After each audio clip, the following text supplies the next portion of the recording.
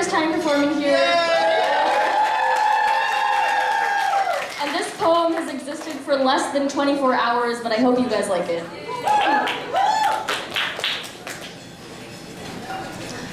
I thought I knew what was best for me, thought I had myself figured out, and I was ready to be my own hero and do the right thing.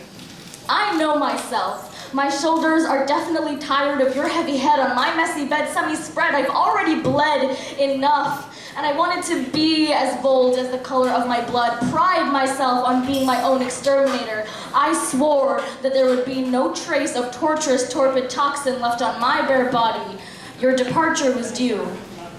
Breaking the news is no easy feat, but I marched into that conversation like it was a war I wanted to be at. There is no subtle way to drop a bomb. I took my first breath of fresh freedom air, but my lungs did not appreciate it. My shoulders with the strain lifted off them did not thank me. Turns out they learned to love being used. You made me teach my muscles to make the acquaintance of pressure. And pressure was supposed to stick around. Pressure wasn't supposed to leave this soon. Pressure became my body's best friend, or at least the parts that you swayed. So yes, most of my body was cursing my mind for its cells ever forming into the solution of letting you go. I had to relearn reflex.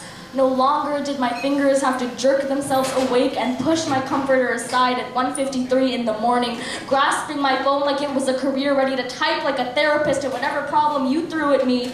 No longer did my vocal cords have to act like undercover policemen, threatening to arrest themselves if they dare speak a word that could let you in.